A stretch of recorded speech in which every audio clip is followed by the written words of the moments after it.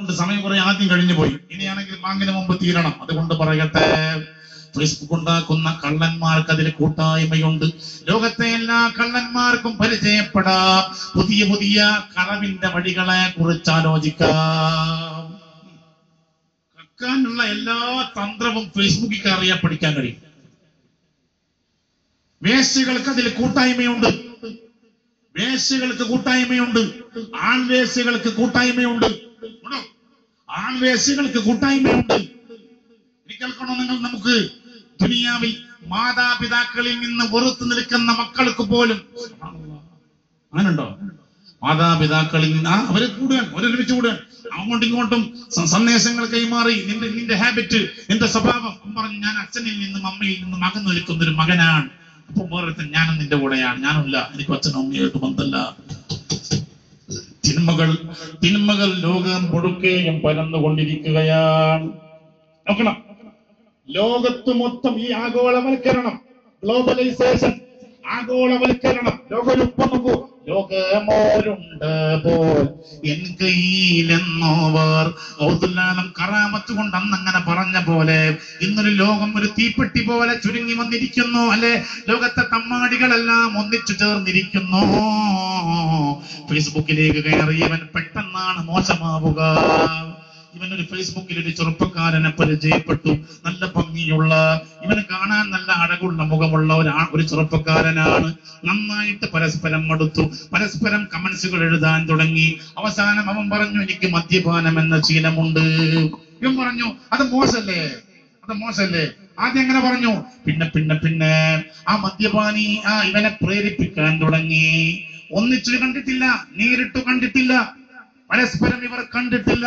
എന്നിട്ടും ഫേസ്ബുക്കിലൂടെ ഈ മദ്യപാനി മദ്യം കഴിക്കാത്ത ചങ്ങാതിയെ കൊണ്ട് മദ്യം കഴിപ്പിച്ചു. നോക്കണം, എത്ര വേഗമാണ് തിന്മ പകരുന്നത്. തീരെ വ്യഭിചാരം ജീവിതത്തിൽ ചെയ്തിട്ടില്ലാത്ത ഒരു 22കാരി, അവൾ നന്നായിട്ട് പഠിച്ച പെണ്ണാണ്. ഇംഗ്ലീഷ് മലയാളം പോലെ പറയാനും എഴുതാനും കഴിയും. അവൾ ഫേസ്ബുക്ക് ഓപ്പൺ ചെയ്തു. സംസാരം, ചാറ്റിങ്ങും തുടങ്ങി. അപ്പോഴാണ് ഒരു പെണ്ണുമായി, പെണ്ണുമായി പരിചയപ്പെട്ടു. സമപ്രായക്കാരിയാണ്. ഇവളെ ഉപ്പയും ഗൾഫിലാണ്, അവളെ ഉപ്പയും ഗൾഫിലാണ്. രണ്ടുപേർക്കും സൂപ്പർ മാർക്കറ്റാണ്. ഇവളും BSc കെമിസ്ട്രി എടുത്തവളാണ്, അവളും BSc കെമിസ്ട്രി എടുത്തവളാണ്. അവർ രണ്ടുപേരും കമന്റ്സ് എഴുതാൻ തുടങ്ങി. നമ്മുടെ മനസ്സ് ഒരേ മനസ്സാണ്. ഞാനല്ലോ അതൊക്കെ വേഗം പറയാ. എന്നെയൊക്കെ വേദന പിടിച്ചിട്ട് കിട്ടൂല എന്ന് കണ്ടാ പിന്നെ സോപ്പിടാൻ തുടങ്ങൂലേ? അതുപോലെ പിന്നെ സോപ്പിടാൻ തുടങ്ങും. അതേപോലെ തന്നെ അല്ലെ, മലയാളത്തില് എല്ലാ 58 അക്ഷരങ്ങളെ കൊണ്ട് അമ്മാനമാണെന്നൊക്കെ പറയുമ്പോ താനെ അതിൽ വീണ് പോകുമെന്ന് കരുതിയിട്ട് സോപ്പിടാൻ തുടങ്ങും.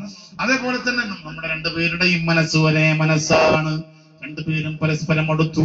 തീരെ വ്യഭിചരിച്ചിട്ടില്ലാത്ത, എല്ലാ തഹജ്ജുദിന്റെ നേരത്തും എഴുന്നേൽക്കാറുള്ള ആ മറ്റേ പെണ്ണും ഈ പെണ്ണും തമ്മിലുള്ള സംസാരത്തിൽ ഒരു രണ്ടാമത്തെ പെണ്ണ് പറഞ്ഞു, എടീ, ഞാൻ ഇടയ്ക്കിടയ്ക്ക് എന്റെ ശരീരം സമർപ്പിക്കാറുണ്ട് എന്റെ കുടുംബത്തിലുള്ളൊരു ചെറുപ്പക്കാരന്. അത് നൽകുന്ന സുഖം വല്ലാത്തൊരു സുഖമാണ്.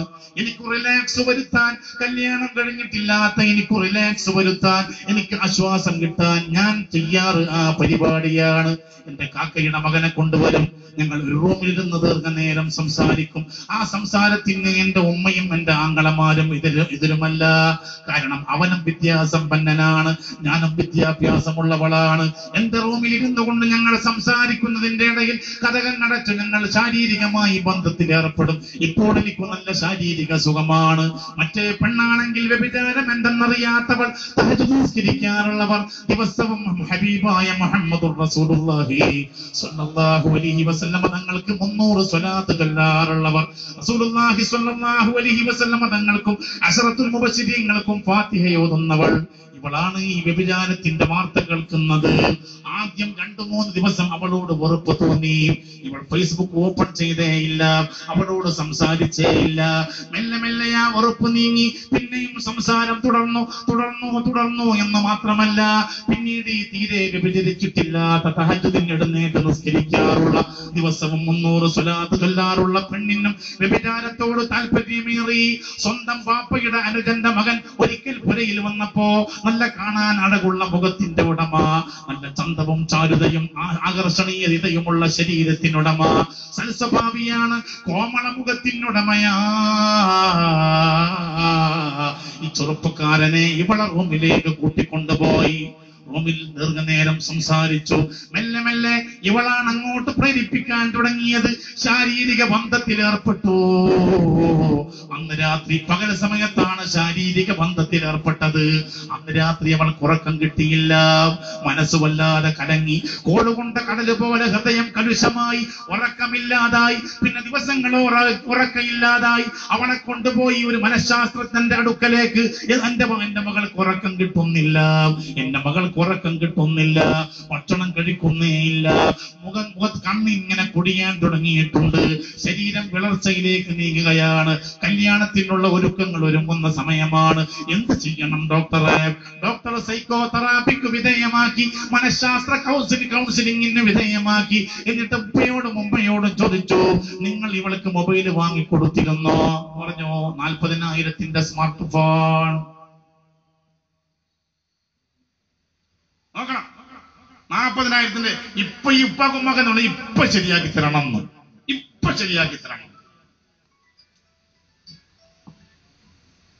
നടക്കണം, ആലോചിച്ച് നോക്കണം. ദീർഘനേരം ഇവളുമായി സംസാരിച്ചു. എന്ത് പറഞ്ഞു കൊടുത്തു? ഇനി എങ്ങോട്ട് വ്യഭിചാരത്തിന് തൗബയുണ്ട്, തൗബ ചെയ്ത് മടങ്ങുക, ഇനി ടെലിഫോൺ ഉപയോഗിക്കാതിരിക്കുക. ആലോചിച്ച് നോക്കണം, എന്തൊക്കെ ഏർപ്പാടുകളാണ്. കല്യാണം